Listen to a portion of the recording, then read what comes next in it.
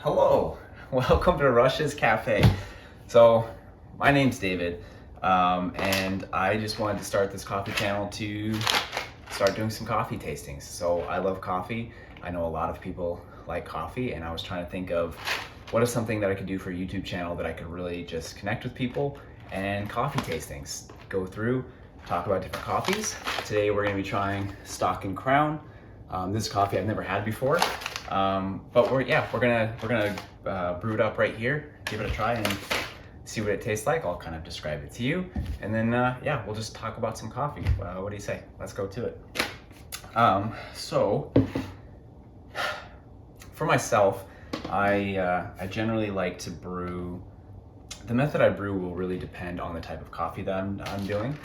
This is a medium roast, so usually when I do a light to a medium roast, which is generally what I usually will brew on a regular basis, I usually like to use my Chemex. That's kind of my go-to brewing apparatus. The reason being, the filters that you use they're thicker, so it holds back some of that oil. So on those light to medium roasts, you really get that nice flavor going. Thank you for joining me. I really hope you stick around. We can have a good time. In the future, I want to keep doing more coffee tastings and try different coffees. I'd like to try a lot from some independent coffee shops, but also I'd like to do some grocery store tastings as well, and try to find some coffees that a broad group of people like to drink, and then we can do coffee tastings together, and then you'll be able to leave comments down below and share your findings as we go through and do the coffee tasting. So let's get started brewing. So for myself, when I brew with the Chemex, I usually do a 1:16 ratio. So what I mean by that is I make sure that I weigh out my coffee, I weigh out my water, which I have preheated right now at the moment. But first, let's smell the coffee. Oh, that smells really good. It's very light in smell, very kind of, it's not even really, it doesn't really smell very roasty either. This is a rather quite light, it's quite a light medium roast. I don't know how much of that you can see in the camera, but it's pretty light there for the most part. So it's not a very strong roast, which I'm kind of excited about. I do really enjoy kind of a lighter roast. So anyway, when I brew my coffee, I make sure to weigh out everything from the coffee to the water. I like to be as specific as possible without being over the top, I guess. So what I do is I do a 1:16 ratio. So basically what that means, for every gram of coffee that I weigh out, I will weigh out 16 grams of water, which we'll get to in a few minutes. So for Chemex, for an individual, myself, I usually weigh out around 20 grams of beans. And there's part of me that's very specific, but I know it probably won't get right on the 20, and I may have to just live with 20.2. 20, right on the nose, what do you know? Cool. All right, so basically, with 20 grams of coffee, with a 1:16 ratio, if you do the math, that'd be 20 times 16, which ends up being 320 grams. So for 20 grams of coffee, we'll weigh out 320 grams of water, 320 grams of water, which we'll do as we brew. So we won't weigh it out ahead of time, we'll weigh it out as we brew the coffee. So let's get it ground up. So I usually do kind of a, I guess you would call it medium fine grinds. I'm using a Baratza Virtuoso grinder, which, if that's the type of grinder you use, it'd be a 9. Depending what your grinder is, it might be it'd be a different number. If you Google it, you should be able to find it, no problem.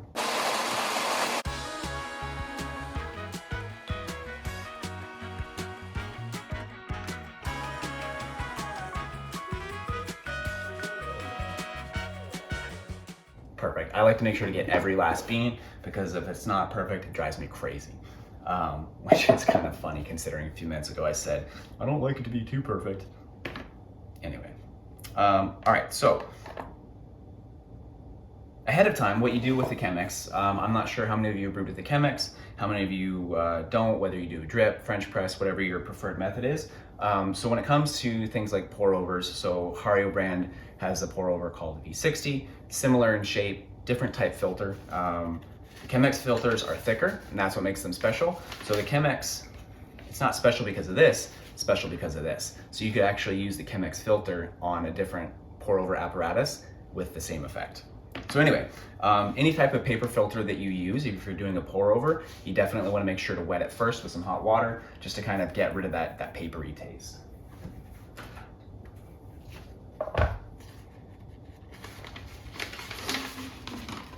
So while we're getting this prepped, why don't you take some time, pop down in the comments, kind of maybe let me know what you brew at home. Do you have a go-to blend? Do you like to change up your coffee? Are you a Folgers person? Do you like independent coffee shop coffees? Like what poison do you choose when brewing your coffee?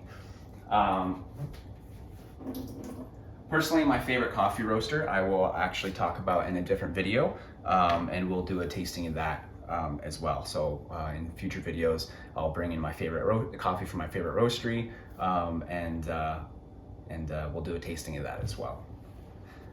But anyway, it's a local shop that I like to get my coffee from, and they're my favorite. So that's generally what I like to brew. I do like to branch out, try something different. Stock and Crown, I've never had theirs before. They're based in Utica, Ontario. Yeah, so we'll see how it goes. So their brewing instructions, they recommend 10 grams of coffee to 170 grams of water. Everybody's brewing method is different, and people use different ratios. It really depends. Do you want it stronger? Do you want it lighter tasting? What flavor is it that you're kind of hoping to achieve with it? All right.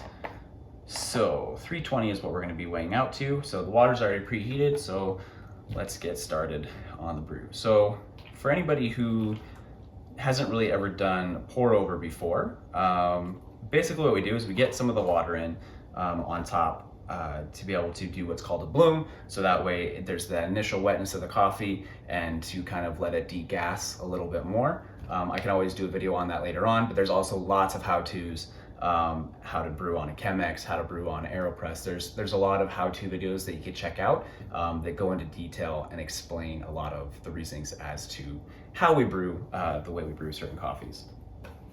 But our goal today is going to be flavor.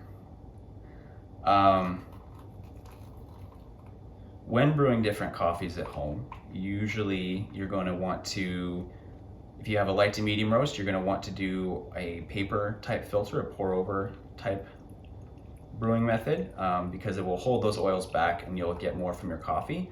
Whereas if you're doing more of like a dark roast, you're going to want to do maybe a French press, or even just like a thinner paper, kind of just regular drip, because it doesn't hold back as much of the oil from the coffee.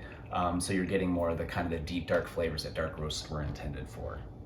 And two, if you're doing a dark roast, they are more geared towards being able to add milk or cream to your coffee, so that way that milk or cream can really just cut through and you can still get the taste of your coffee without also it just being very like creamy, so that way you get the full flavor of everything.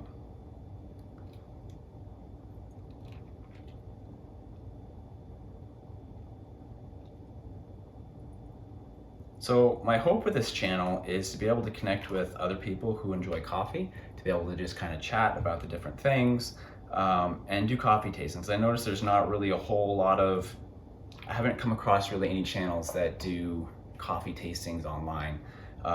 So we'll actually talk about some of the coffee tastings. There are some how-tos to do, there are video tutorials out there on how to do cuppings. And basically what that is a lot of times if a person wants to be able to really kind of decide what a coffee flavor is, what kind of tasting notes they are. So like this company has decided that this coffee has tasting notes of cherry pie, honeycomb, and brown sugar, and they would have just kind of discovered that and decided that from what's called cupping, which is a method, it's a coffee tasting method where you brew it up in a way to where you almost French press it in a way, but instead of pressing it, the coffee forms a crust on the top, and you push it back and you smell in the coffee and you taste it, and then kind of describe and take notes of what you taste. What we're doing here today is going to be similar to that, but a little less involved, I guess.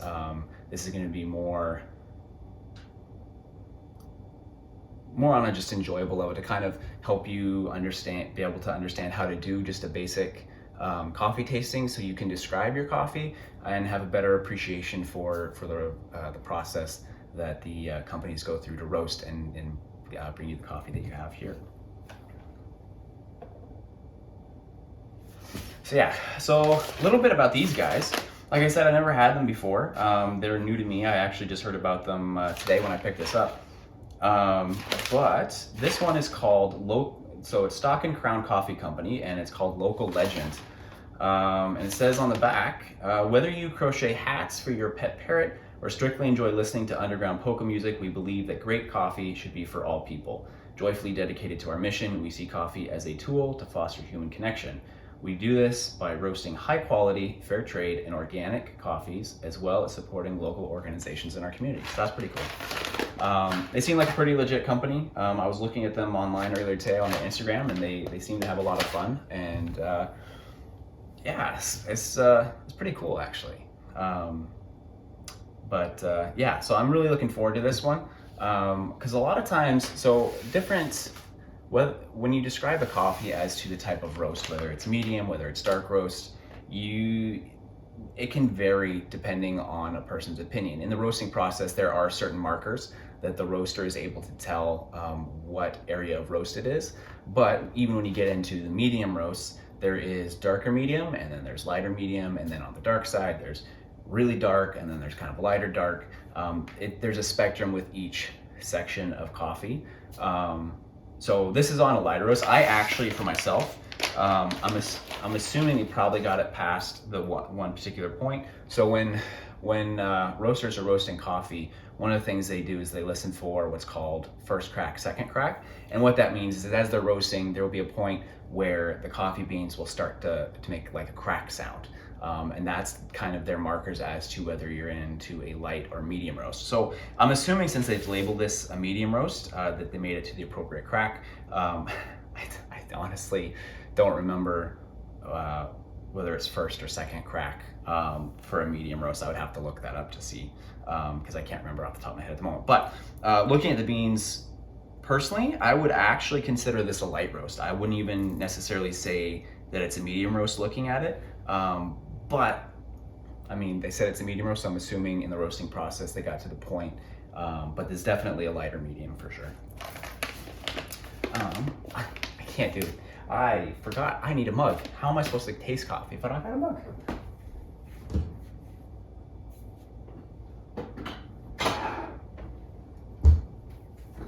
There we go. This is one of my favorite mugs. Papa Bear. Ask me. Alright, so I'm actually not going to warm it up. So in the morning when I have my coffees, usually I will warm up my mug so that way the coffee stays hotter longer, to be able to keep that nice flavor, that nice heat, so that way it's nice and warm as you drink it. But for the coffee tasting, I'm actually going to leave it fresh from the cupboard, because it'll cool the coffee down a little bit, so we'll be able to dive into it a little bit quicker, and that way I don't burn my mouth, because I want to do more of these videos relatively soon, and if I got a burnt mouth, it'll be a lot harder to taste. So while this is finishing up brewing, let's just kind of run over what just regular coffee tasting is. So basically, once you've brewed your coffee and you have it in your mug, there's a couple things that you do. You definitely utilize your senses. So your smell, your taste are the biggest ones. You can use your ear when grinding the coffee, because some beans will be more dense. Depending on how dark or light it's roasted, they will still be harder or softer. There's a lot of factors that come into the density of a bean. So when you grind it, some coffees will sound like they're really hard and grinding super hard in there, and other ones not so much. They'll sound like they're breaking up a lot easier. So that's one way you can use your ear for the senses. On the senses piece, that's how you can use your ear in the process. But that won't really affect so much the taste. Well, not so much. It won't affect the taste, knowing what it sounds like. But it's just something interesting to be able to know, oh, that bean's a bit more dense. All right, so this is all set. So what'll happen is, as this is set, once we get it in there, First, we'll smell it. We'll take a second to kind of get the aroma to figure out what kind of notes we're picking up there on the smell, on the aroma from the coffee. And then the fun part, the really fun part of the tasting is actually tasting the coffee. And the reason it's so fun is not just because you get to taste the coffee because it's really good, hopefully, but in the tasting process, you have to be a rude house guest. Be like a rude house guest and slurp your coffee. It's excellent. Everything that your mother told you not to do, you get to do with coffee tastings. You get to smell it, you get to hold it, you get to drink. Well, of course you get to drink it. You get to slurp it. So the ratio that I did, 1 to 16 for 20 grams of coffee, which put out 320 grams of water. Well, 320 grams, I weighed out 320 grams of water, which became 320 grams of coffee. You end up with about a 12-ounce mug worth of coffee, approximately. So like I said, so for the basics of coffee tasting, the first part is that smell. So if you just happen to be here and you're drinking coffee, why don't you take it and join me with your coffee and see what you smell.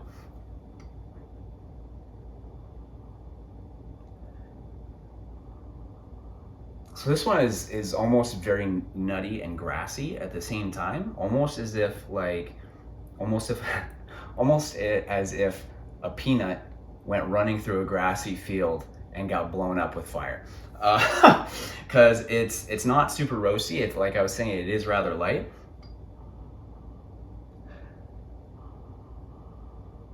And it's rather nutty, but on more like I guess a peanutty type aroma, which I guess technically peanuts are not actually nuts. Anyway, I'm getting kind of peanut from it for aroma. So let's go ahead and taste it. So if you have a coffee with you, whatever it may be, hold it up to your mouth and then just ever so slightly slurp it, because what will happen is as you slurp it, you want to try to spray the coffee over your tongue, because the different parts of your tongue, which we can go over later, on a different video we'll talk about it, the different parts of your tongue actually will have different senses of taste. So you'll be able to taste sour, salty, sweet on different parts of the tongue. So the purpose of slurping it is being able to spray it all over your tongue, so that way you can kind of see where you're gonna taste that coffee.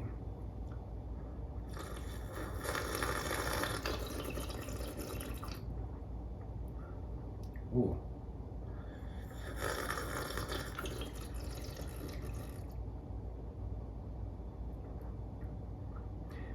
It's very fruity. So this coffee is really clean for the most part. And by clean, I mean like after you drink it and it's gone, I don't really taste it on my tongue.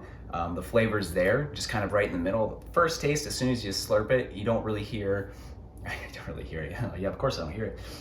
You don't really taste this one so much right off the bat. It kind of takes a second, and then it hits you kind of on the sides of the tongue. But it has a rather kind of fruity taste to it.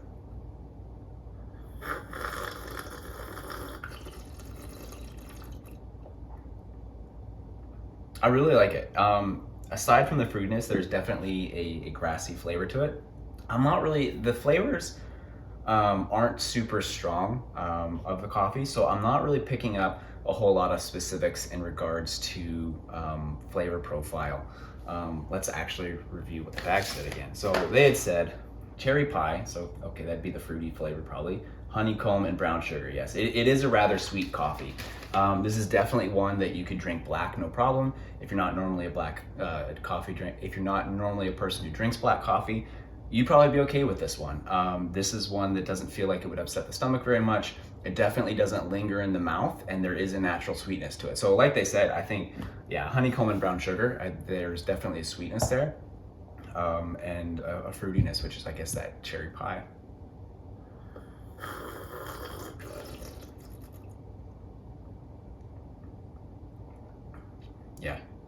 Yeah, definitely very light. So, but I like it. It's good. It's not one that I would probably drink a lot, but it's one that I think every once in a while would be a nice one to have. It's definitely a good, I would say it's a good dessert coffee. Usually for dessert coffees, I usually like a darker roast in that regards, but this one would be a nice after dinner, have it with your dessert, really good coffee. So anyway, that's the first coffee tasting. That's gonna be kind of the gear of this channel.